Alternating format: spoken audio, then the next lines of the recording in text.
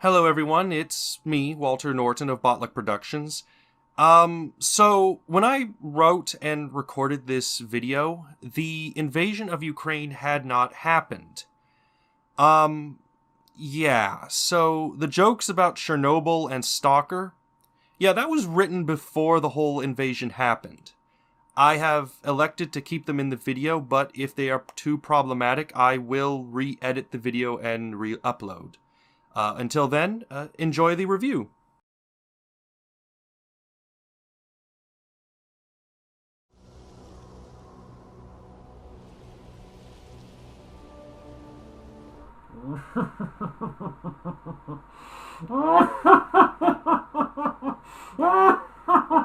Yes! It was a good idea for me to escape into the Chernobyl exclusion zone. There is no way that the ghosted Digimon will ever find me at the Skadafs. Oh, this is a good idea. Hey, what's this? This looks like a Digivice. Oh, no. Ah! Ah! Ah! Sorry, my throat hurts. Ah! Ah! Ah! Where am I? Oh, this looks to be the internet. Place of dreams, nightmares, and porn. Well, I guess the ghosted Digimon got its wish. I'm gonna have to review Digimon, starting with Season 1.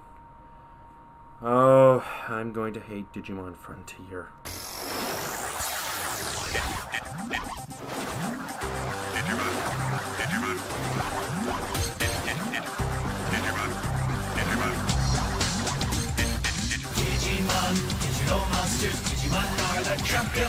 Digimon, what can you say? What started out as the brother product of the Tamagotchi line to appeal to young boys soon became a franchise to rival that of Pokemon.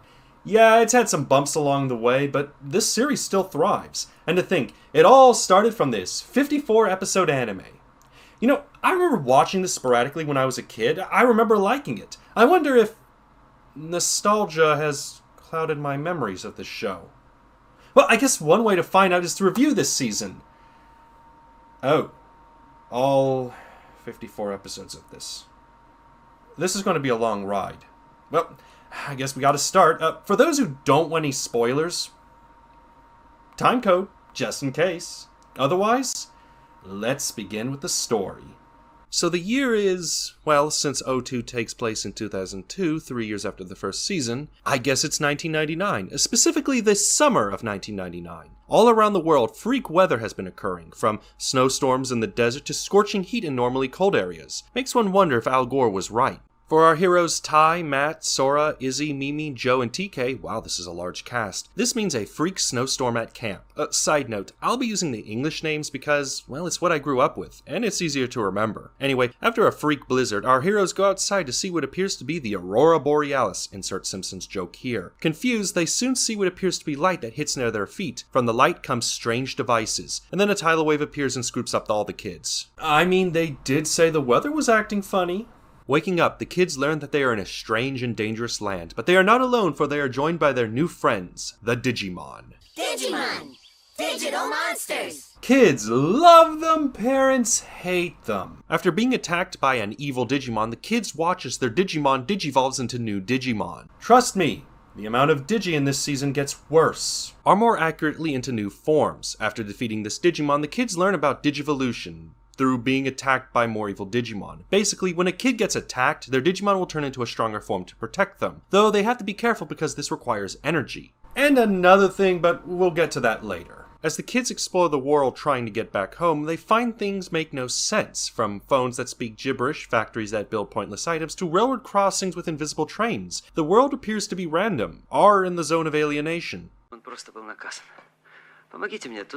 As the kids explore, they quickly learn that not all Digimon are evil, but rather infected with what appears to be black gears. No one seems to know what these things are, just that it's easier to target the gears than destroy the helpless Digimon. Eventually, the group reaches a mansion and meet their first villain, Devimon. Now, up until this point, Devimon was attacking the kids indirectly through the Black Gears, but as the Digidestined, more on that later, start to have their Digimon digivolve, he decided that the best course of action was to eliminate the last Digidestined before their Digimon digivolved. Lots of digifaults in that digiplan, but who am I to digijudge? To help with this plan, Devimon enlists the help of Ogremon and mind controls the heroic Leomon, more on him later. Now, while Ogremon and Leomon prove to be effective muscle, the kids are just too strong, able to free Leomon from Devimon's control. Devimon decides that enough is enough and separates the kids, and just to make sure none of the kids reunite, he also splits the land so it would be even harder for the kids to reunite. Given that this show is 54 episodes and we haven't even finished the first arc, you can see that this doesn't work. In each of their own ways, the kids reunite with one another, while also helping free Digimon. Over time, the kids learn of a prophecy that speaks of kids coming to the digital world to save it. Leomon believes the kids to be the Digidestined, since the kids' Digimon are able to digivolve through the kids. This is noteworthy that since in general, it takes time for a Digimon to digivolve, if they ever do. Anyway, the kids eventually find Devimon and confront him. This proves harder than is expected, as Devimon has started to absorb the Black Gears in an effort to grow stronger, and invincible to the attacks from the kids. Remembering that the prophecy states that the smallest would defeat him, Devimon goes after TK, which proves to be his undoing as this causes Patamon to digivolve into Angemon. Gathering the energy from the other Digidestined, Angemon is able to deliver the killing blow on Devimon, but this proves to be something of a double-edged sword. While Devimon is defeated, he reveals that there are other evil Digimon out there, and since Angemon used up all his power, he is dying as well. Well, dying is kind of a strong word, more like entering a weaker form.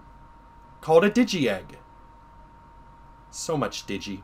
With Devimon defeated, a being finally makes himself known to the kids. Named Genai, he informs the kids that while he doesn't know how they can get back home, they still have evil Digimon to fight. To do this, they have to find the Digi-Tags in their respected Digi-Crests so that their Digimon can reach further Digivolutions. Not only that, but these Digi-marketable Digi-items are not Digi-located on the Digi-Island. They're Digi-located on a Digi-place called the Server Continent.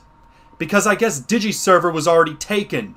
So the kids set out for the Server Continent, rather quickly finding the tags thanks to a Digimon they free named Wamon. Upon arriving to the Server Continent, things return to normal, as in they learn that the digital world is so realistic they have to find supplies to survive, and they have a villain hunting them down. This time it's Edamon, a monkey that speaks with an Elvis accent. Now let's get something straight, sonny boy. I'm the monarch of rock and roll. Your jobs make me happy. Because Elvis is evil, apparently.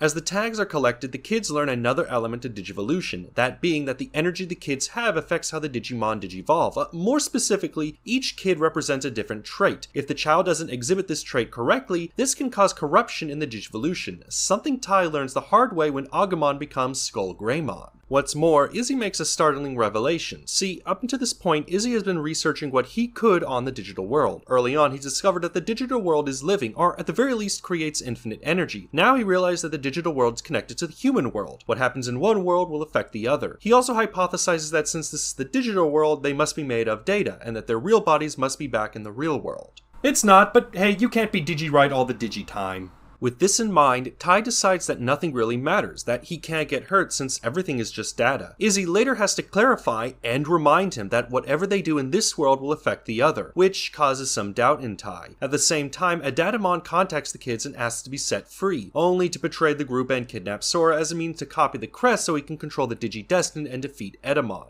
This arc comes to an end when Edamon finds the Datamon, falls into a dark pit, returns, and gets defeated by Tai when Tai finally exhibits the trait of courage. There's also this Piximon, but that doesn't really go anywhere. With Edamon defeated, Tai reawakens back in the real world with Koromon. Suffice to say, he is very confused, especially when he gets back home and finds that no time has passed since he has entered the digital world. While he is home, his younger sister Kari surprises Tai, specifically with knowledge of Koromon in the digital world. For some reason, Kari recognizes Koromon, and is surprised herself when Tai doesn't remember meeting Koromon back in the past. I think I know why. Eventually, this little detour comes to an end when Tai sees Digimon affecting the human world. Understanding that he must return, Tai leaves the real world and returns to the digital world to make things right. Back in the digital world, Tai learns that the group has split up due to everyone trying to find supplies to survive. Tai initially reunites with Patamon, who left TK because of a Digimon named Devimon.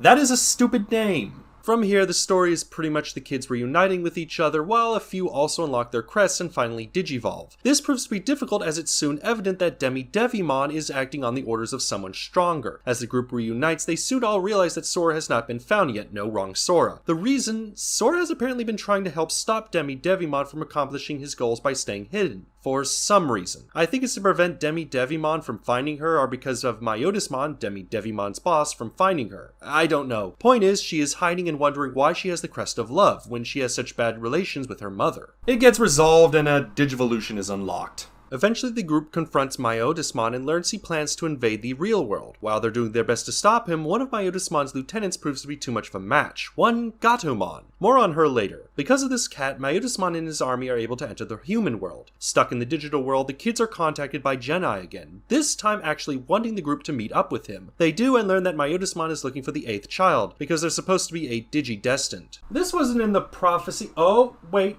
never mind. It's in the Digifine print. So Genai tasks the kids to find the 8th child and stop Myotismon. He also upgrades Izzy's computer because we need a Pokedex of some sort. I forgot to mention that he also gives the kids some cards that operate some interdimensional gate that Myotismon used, but I'll get to that later. Genai doesn't know the combination needed to operate the gate, but the kids soon figure it out, or well, mostly since one of the cards is fake. They get lucky and make it home, which again, no time was lost. The kids learn camp is cancelled because of an inconvenient truth and head home. They make a detour to another city because apparently Matt and TK don't live in the same household because their parents are divorced. It's a ruse, only not really. Anyway, they make the detour and soon everyone in the group realizes that they all used to live in the area. The reason everyone was moved was due to a terrorist attack. The group hypothesizes that since everyone used to live in the area, that the 8th Digi-destined must have lived in the area as well. So the group decides to contact as many of their Digi-friends as possible as a means to see if anyone might have found a Digivice. At the same time, the Digi-group finds Myotismon's lieutenants as they look for the 8th child. Eventually there's a break for both parties. Gatomon, looking for the 8th, finds that she is unusually interested in Kari. A friendly Wizardmon tells Gatomon that this might not be without reason, as Gatomon did have a history before joining up with Myotismon, and suggests that Gatomon might be the 8th child's Digimon, which is soon confirmed. With the 8th found, Gatomon realizes that she cannot support Myotismon anymore, and switches sides, at least in secret. Since the 8th has been found, it gives the Digi-destineds an advantage over Myotismon. An advantage that is soon wasted when Myotismon realizes that Wizardmon is a traitor and Gatomon is the 8th child's Digimon. Digi-whoops! With this knowledge, Myotismon goes full terrorist and just kidnaps children wholesale to find Kari, which he eventually does because Kari outs herself so Myotismon would not harm others. He's eventually defeated when Wizardmon's and Kari's sacrifice causes Gatomon to digivolve into Angemon and finally defeat Myotismon. Except psych, there's another prophecy and Myotismon is in it, baby!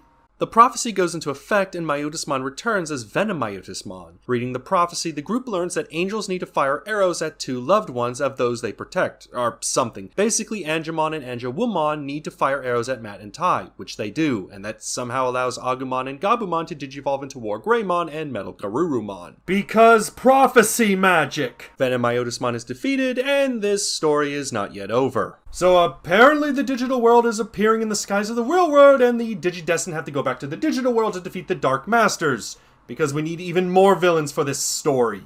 The kids return to the digital world and find things have changed. See, when the Dark Masters took over, they decided to remodel the world into the Spiral Mountain. In addition, any Digimon that did not follow the Dark Masters were removed. The Digi-destined soon learned the identities of the Dark Masters: Puppetmon, Piedmon, and Metal Seadramon and Machine Dramon. While the group are able to defeat Metal Seadramon, they realize that despite having War Greymon and Metal Garurumon, the Dark Masters are still quite powerful due to the Digimon themselves kind of out of shape, and since time works differently, the Dark Masters have had some time to get stronger. Though, Izzy eventually makes a program that helps War Greymon defeat the Dark Masters. The Digi-destined also gets help from some friends they made back in the past. More of the Dark Masters are defeated, and then this being called, well, it's later called Homeostasis, but goes unnamed in the original series run. This creature inhabits Kari and reaffirms that it's not a deity of the digital world, but still rules over it. It states that years earlier, 2 Digimon found their way to the real world and fought each other. Each of the children saw this fight, but because they were kids and the adults did not see it, came to believe this was just a dream or something. Anyway, this attack was important because it allowed Homeostasis and its agents to collect information on the Digi-destined so it could create the Crests and partner Digimon. This plan is stupid. Anyway, the Dark Masters got wind of it, Genai saved the Digimon, Gatomon got dropped by accident, and now here we are, 45 episodes in. Also, apparently these aren't the first Digi-destined and that there were others. No, Digimon Frontier is not a prequel, Digimon Tri already confirms this. The past aside, this revelation from Homeostasis causes some friction from the group. It gets resolved and the Dark Masters are eventually defeated. So naturally the digital world is saved. Right? Nope, because we still have one more villain because I have no idea. So apparently there's this Digimon named Apocalypse who came from all the failed Digivolutions in this reality. This Digimon created the Dark Masters and so on and so forth. The Digidestined try to defeat this Digimon, fail, lose their Crests, and get turned into raw data. But because of the heart of the cards or something or another, the Digidestined are able to return and defeat Apocalypse. Finally! So now, the digital world and real world are safe, and because of time weirdness, the Digidestined can stay in the digital world for a long time. But Genai states that because Apocalypse is defeated, the digital world and real world are now in sync. What's more, the kids can only stay in the digi world for a moment before the gates close and the two worlds are separated forever. Even though we learn this is BS later on, but we haven't reached Season 2 yet. Or the movie. The kids say their goodbyes and leave the digital world with the promise they will return. Which, I mean, given Season 2, the movie, Try, and Last Evolution exist, well, you can do the Digimath. Oh man, where to begin? Yeah, this didn't feel that good. It feels long in the tooth. This show just feels slow and longer than it should be, and there are two main reasons for this. The first is just how large the cast is. We are dealing with 7, then 8 children. Now multiply that by 2 because of the Digimon, and now we have 14, 16 characters that need to be written and fleshed out. Now to the show's credit, they do make sure each Digimon partner stays with their kid, meaning the Digimon and kid are fleshed out at the same time. But that's still a lot of characters. For context, it takes 8 episodes before we really deal with each of the original children, not counting Kari because she was in a late addition. That is a lot of time just used on introductions. It also doesn't help that not every character is given even treatment. Because of limited time, certain characters are kind of ignored. Tai and Matt are given ample screen time since Tai is supposed to be the leader while Matt is his rival? So obviously these two need to be fleshed out. Izzy is fleshed out because he needs someone to create exposition of this world, and I guess TK gets some growth because he's important to defeat Devimon and gives Matt's character urgency. And then Sora gets an arc to explain her backstory, as limited as it is, and then Kari gets added and, well... Point is, there's just not enough time to really get to know these characters. I mean, we get to know Tai, Matt, Izzy, TK, and Kari, but at the cost of Joe, Mimi, and Sora. Honestly, you could have cut those 3 characters out and the story would not have changed that much. Yeah, even Sora. And she has some importance in the Myotismon arc. We don't get that much interest on the Digimon either. Outside of Gatomon and maybe Gomamon, we don't really learn much of these characters. We learn more about the side characters like Ogremon, Leomon, Andromon, and Wizardmon. And these aren't even the main characters. And that's the big problem with this show. Because the cast is so large, attention has to be given to a few choice characters at the cost of the whole. In fact, that's why in my review I gave so little attention to some of the exploits of the characters, because it added nothing to the plot, not even characterization. I don't even remember the crest these characters carried outside of courage, knowledge, and love. That's how bad it is with paying attention to these characters. And then the second problem, the villains. Which, again, we are dealing with a bloated cast. We go through like 4 villain changes. This show is 54 episodes long. That is 10 episodes of villain. These guys drop like flies. It's like the monster of the week is the big bad guy, who keeps changing. We don't get enough time to really know these villains or their motivations. The best we get is Myotismon, and he just wants to destroy the 8th child so he can rule forever. But that's the same as Devimon. This show needed a central villain from which all these other villains come forth from. A villain that's a true antagonist. Apocalypse tries to be this, but he's so late to the party that it's not even worth it. Now watching this, I was thinking that maybe Devimon is the return of Devimon. I mean, the show does show that Digimon never die, even Leomon, who dies all the time, just to return to a younger form. So maybe this was his younger form, and he was trying to regain his power, but nope, he's just a lackey with no connection that dies real fast. Many of the villains feel kinda shallow, and in the case of Edamon, kinda pointless. Seriously, why was Edamon harassing the kids? I know the novels go more in depth with him, but I'm not in the mood to hunt down 20-year-old books that talk about a children's show. So kind of a rocky start, but it's not all bad. One thing Digimon tries to convey is that these are characters dealing with relatable problems. Matt and TK are separated due to a divorce. Tai is living with the guilt of almost killing Kari, Izzy is adopted, Joe doesn't know what to do with his future, Sora is worried about her relationship with her mother, and Mimi exists. The point I'm trying to say is that these characters aren't paragons of virtue. They each have their own problems and issues they are dealing with, and the show tries to fit this in with the ongoing story. Sometimes it works, like in the case with Matt and TK, others feel forced, like Joe. Like I said, too many characters. Another good point in the show's favor is the writing itself. Early on, the show tries to be a comical kids show, constantly cracking jokes, but as the series moves forward, these slowly disappear. They show up from time to time, but it feels more natural. In many ways, it's like the characters are maturing at the same time as the writers. While we're on the subject of writing, I do note how I like how the characters explore and survive in this new world. I kind of wonder if the writers took inspiration from books like Narnia. The peak of the writing appears to be in the Myotismon arc, specifically when the kids return to the real world. At this point, the show becomes more like a mystery, with the kids fighting in some secret war to save the world, slowly uncovering what's going on. Shame it ends with them returning to the digital world, but hey, at least they reunite with their friends who get more backstory than their partner Digimon. Okay, so I commented on the writing enough. The point is, this story feels cluttered, confused, and like a good chunk of it tacked on at the last moment, every moment. There are some good points, but man does it take too long to reach those good points. Personally, the Myotismon arc is the best of the series, and what I recommend watching. The rest, you're gonna have to soldier through.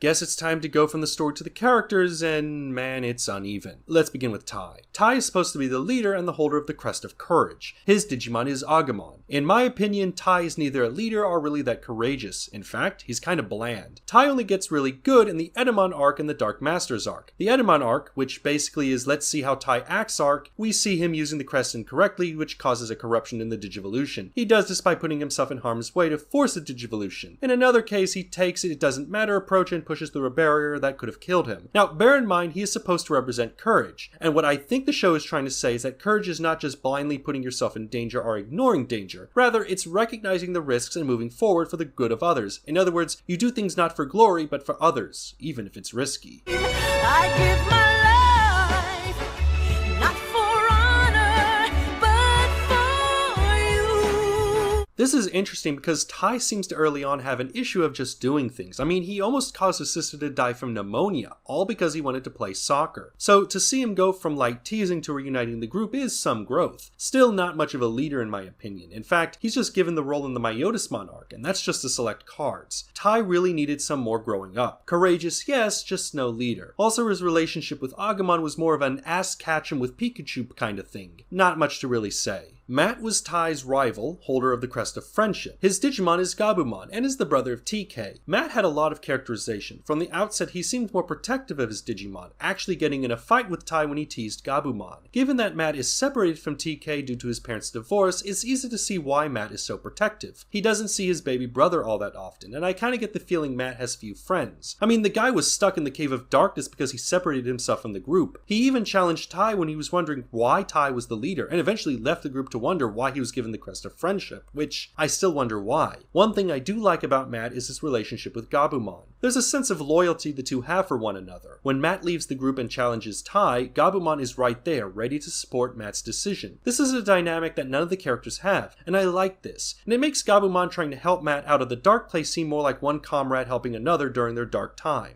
Which hits me on a personal level. I guess I see a good bit of Matt in me. Sora, the, well, not love interest of Tai, is the holder of the Crest of Love.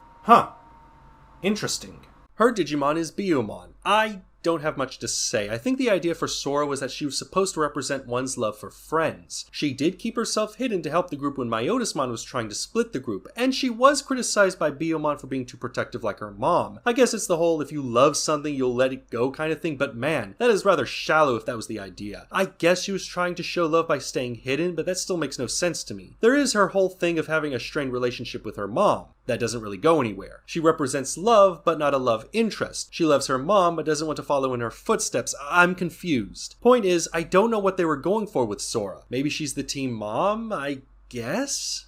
Izzy, the holder of the Crest of Knowledge, is the techie. His Digimon was Tentamon. Let me just say, best character in the show. He constantly tried to figure out the digital world, slowly understanding how it works, and eventually being rewarded for his curiosity through his understanding. But as we also learn, curiosity can also be hurtful, as it was this curiosity that he learned of his adoption that led to him burying himself into computers. It leads him to being impersonal and rather selfish at times, but that's where Tentamon comes in. Tentamon is the rock that keeps Izzy in place. In the episode No Questions, Please, we see how when Izzy loses a curiosity, it causes Tentamon to de-digivolve into his weakest form, and it's only when Tentamon is in this form that we see Izzy really see the error of his actions. That curiosity is great, but not worth much if you have no friends to share it with. A good example of the energy of the Digidestined affecting their Digimon, and like the only time it really happens, other than this whole thing. The adopted part I feel was a bit much, but I guess it makes sense given it was the catalyst for him getting into computers. Bit weird, but okay. Like I said, best character in my opinion. TK, holder of the Crest of Hope, younger brother of Matt. His Digimon was Patamon, so, he's young. That's all I can really say about him. He's more of a supportive character for Matt. Now, I do like how TK and Patamon have occasional fights. It's almost as though Patamon is uncertain if TK loves him or not, and that's interesting. I guess it's a self-conscious thing, but given Patamon is one of the stronger Digimon when Agumon, yeah, hard to say. Kind of a meh character, wish they did more with him. Kari is the holder of the Crest of Light, younger sister of Tai. Her Digimon is Gatomon, technically Salamon, but that's another thing entirely. Her whole characterization is that she seems to care for others over herself, which, I mean, could mean that she's the light that helps others, adds to the whole Myotismon being a vampire and being destroyed by light, and light starves darkness, whatever. The show kinda plays her as a messiah-like character. She knows about Koromon when really she shouldn't. She helps others over herself to the point of sacrificing her own health. She even became the voice of homeostasis. She even became the voice of that rabbit from Beastars, and wait, I'm getting ahead of myself. It's clear that she's meant to represent something more. Given she's a late addition to the party, it makes sense her character isn't as fleshed out. In this way, Gatomon takes more center stage in this situation. Her motivation for joining the dark side was more because she felt alone and wanted a place to belong, even if that meant doing bad things. You get the feeling that Gatomon was forcing herself to be evil, that this was not herself. After she joins up with Kari, yeah, her personality kinda stagnates. Overall, the two are decent characters, but their late addition kind of works against them. Joe, holder of the Crest of Reliability. His Digimon was Gomamon. Yeah, he didn't have much of a personality outside of being clumsy and overall cautious. Kind of wish they went deeper into his medical knowledge, but given how no one really gets hurt in the digital world, I guess it doesn't really matter much. I do like that he tended to be the one that recommended taking the common sense approach, like he was the rock for the group. Really, the most you get out of Joe is his relationship with Gomamon. The two have a sort of wingman relationship. Gomamon sees Joe needs encouragement, that he needs motivation, but that's as far as the two go. There was a point at the end where Joe helps Matt from the darkness, but that was it. Honestly, outside of his relationship with Gomamon, Joe is kinda pointless. And then there is Mimi, holder of the Crest of Sincerity. Her Digimon was Palmon. I frankly see no reason for Mimi to be here. She doesn't add anything, doesn't have much of a personality other than liking to shop, and her relationship with Palmon was that of girl pals. I guess there's an element of being spoiled and how that can harm her, but that was about it. And yeah, I know people will say, but she did bring that army to help the Digidestined and many Digimon liked her, and I would say, so what? That army didn't do much, and it seems like most characters like her because she shows some kindness, but that's it. I never felt once she was all that interesting. So to summarize, the main cast is sort of boring. Only 3 of the characters are all that interesting in my opinion. I think I know why, but I'll explain later because now we have the villains and supporting cast. The villains of Digimon are, as I have stated, kind of bland. I could go into detail how each one had some special thing about them, but outside of Edamon and Myotismon, none of them really stood out to me. Devimon is barely present, he barely matters to the plot, Edamon is only memorable because he sounds like Elvis, still no idea why he was an antagonist, the Dark Masters just appear and die. I mean, yeah, Puppetmon was interesting, what with him not understanding friendship, but that doesn't go anywhere outside of one episode. Piedmon was menacing, but only because he had a way to stop the heroes, otherwise bland. And Apocalypse, well... Why do all of you get the pizza while I get the crust? Yeah, not really all that interesting. Myotismon was the only real villain that was interesting. He not only found a way into the real world, but also operated in secret to accomplish his goals. His use of agents made him an ever-present villain. You never knew what information he knew and how he was going to use it. I think this was in part because they built him up. He had Devimon act as his eyes and ears. We had an idea that someone or something was plotting in the shadows. No other villain really had this. This was a villain I wanted to see more of. This was the villain Digimon needed. Though, I should be careful what I wish for.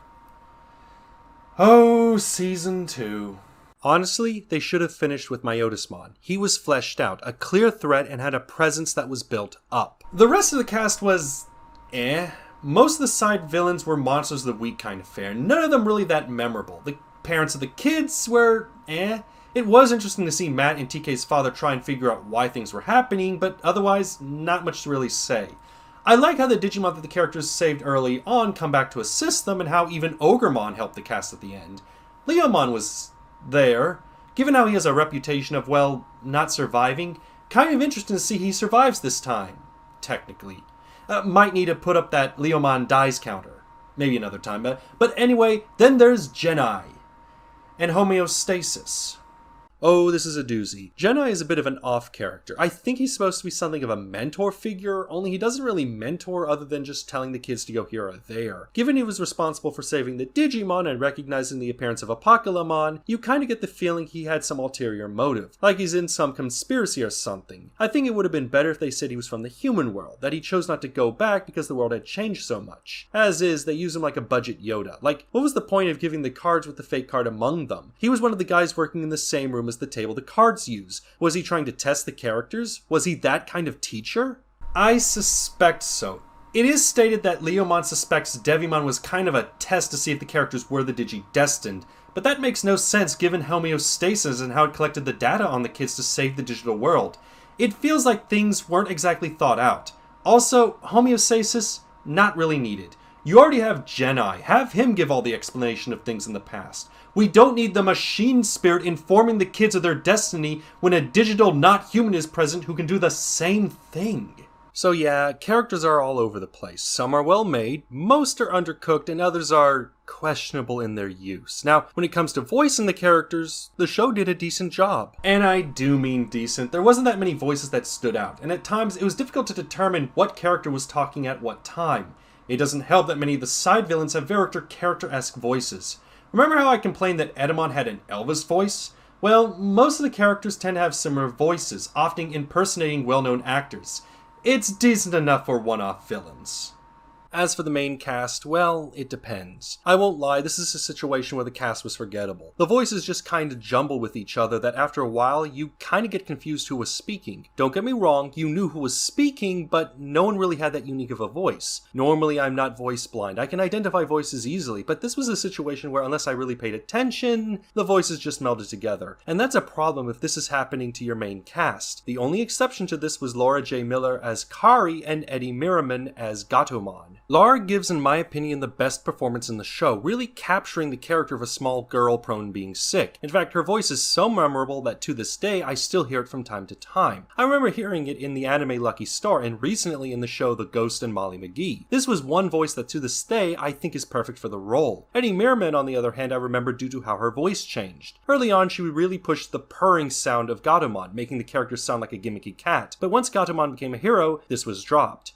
This is a good thing. As for the rest of the cast, well, Joshua Seth as Tai is okay, a bit too naive sounding. Tom Fawn as Agumon is Michael Raz as Matt is dark and what you expect. Kirk Thornton as Gabumon sounds dopey. Colleen O'Shaughnessy as Sora sounds tomboyish. Tiffany Kristen as Biomon was Mona Marshall as Izzy is distinctive. Jeff Nimoy as Tentamon sounded like an insect, and I liked. Phyllis Sample, may she rest in peace, as Mimi was, well, she sounded what was to be expected of a girly girl. Anna Garduno as Palmon sounded a lot like Phyllis Sample as Mimi, to the point it was easy for me to mistake the two. Wandon Lee as TK sounded childish and fit, much like Laura Summer as Patamon. Michael Lindsay, may he rest in peace, as Joe fit with the nervous energy he brought. R. Martin Clean as Gamumon sounded upbeat and a good foil to Michael. I apologize if I'm rather speeding through this, but as I said, the voices weren't too distinct or that memorable. Doesn't help that there were also Digivolutions, which many have their own voices, or the occasional mess-up, where voice actors are given the wrong character. Beelzebub over here! Matt. Huh? I'm coming! Well, so much. It is what it is. Hate to say it, but yeah. And then there's the music. For their part, Fox Kids did a good job scoring the show. Nothing too bombastic or in your face, for the most part. In general, the songs fit the mood. And then there is Hey Digimon.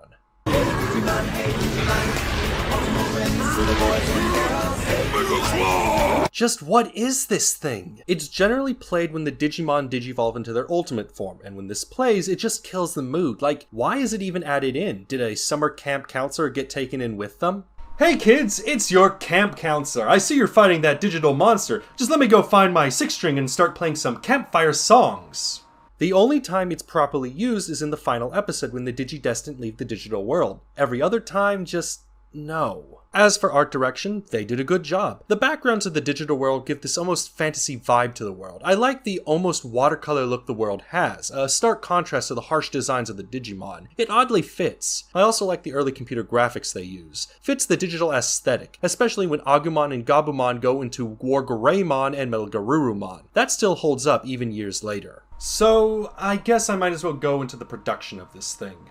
So, it's no secret that Digimon was created to compete with Pokemon, except that's not the whole story. See, back in the early 90s, Bandai released a toy called the Tamagotchi. It was a small virtual pet that proved to be something of a runaway success. The problem was that while popular and meant for both boys and girls, the toy proved to be more popular with girls. So it was decided to modify the toy by having the user care for monsters, and having the monsters fight each other. Not surprising since insect fighting is a big thing for children in Asia. One day I'll probably review this toy.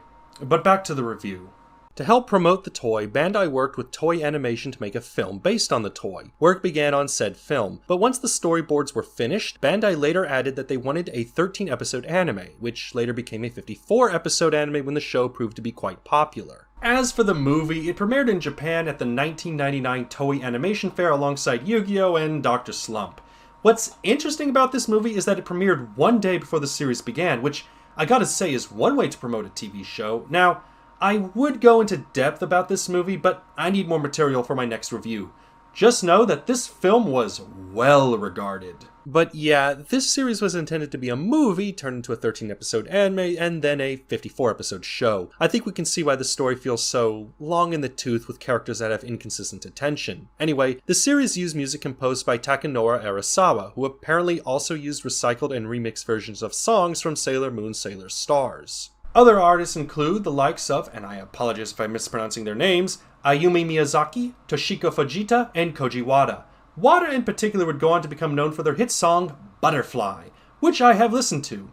It's a nice song, catchy beats, still no idea what it has to do with Digimon. Guess it's something you just have to grow up listening to.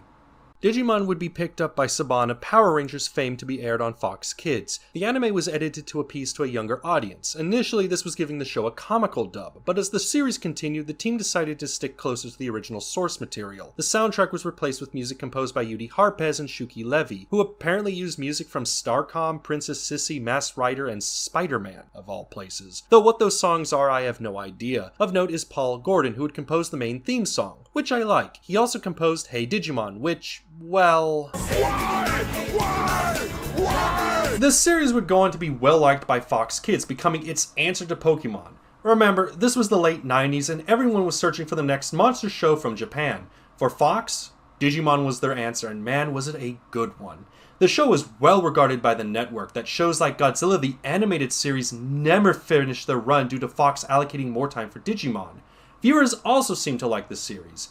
This was due to the characters being more relatable and mature, with the plot having an actual story as opposed to Pokemon's more episodic approach. In fact, the series would even outdo Pokemon in the Nelsing ratings in 2000.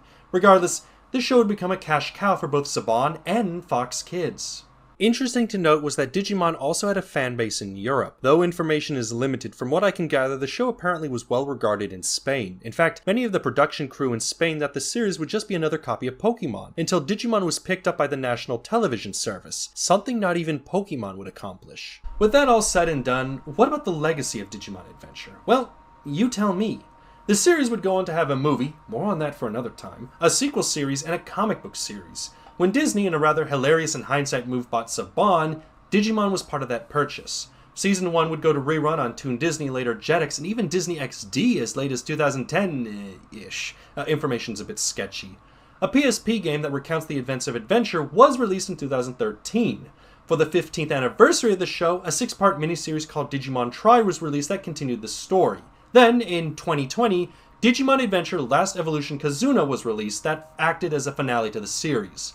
Why they decided to release this just before there was a reboot of Digimon Adventure, I have no idea, but that's how things go. What I'm saying is that this show has quite a legacy, and not just in creating Digimon, a rival to the juggernaut that is Pokemon, but also in the legacy of this one season. How many shows can say that a season has its own legacy in the series? But enough reminiscing, it's time to actually ask the question, is this show worth watching? Has nostalgia blinded me to the show? The answer, yeah, nostalgia has blinded me. I remember having fond memories of the show and hearing so much praise for it. I also didn't watch it religiously, only seeing bits and pieces here and there. Going back to the show and actually seeing every episode might have ruined it for me. Going back and watching 54 episodes was just tiring. Maybe if I had watched this one episode a week, I might not have been so tired of it. But given how long it takes for things to get going, I'm not sure. Like I said, this series is slow and didn't get my interest all that often. Sure, it's nice to see what came from this series and be amazed what came after, but man, to see the original, it's kind of a chore. That being said, there might be an age thing here. I'm 27. I'm not the target audience for this show. I liked the series when I was a kid, and I have no doubt that my children would love to watch Digimon. Me, on the other hand, there's not much for me here. Yeah, things get better as the show goes on, and I did like the Myotismon arc, but it takes so long to reach that point. Personally, I think it's best to look at it like this. If you're a fan of Digimon and want to see where it all came from, then yeah, watch the show. But if you've already seen this season or already know the story, then it might just be best to stick with the later material, like Cyber Sleuth or Tamers. Oh, I hope age hasn't ruined Tamers for me. I guess that's kind of it. Kind of a disappointing start to this series, but hopefully the next season will... Actually, you know what? I think I'm going to do the movie next. I mean, it was the first thing to continue the story. Might as well see how the adventure continues with the movie. Hopefully I won't need to watch season 2 to understand this movie. Oh, how I hate foreshadowing. I'm Walter Norton. This has been a Botluck Productions review. And because I want to prepare you all for the movie, the Digi-Rap, people! Hit that like and subscribe button, baby!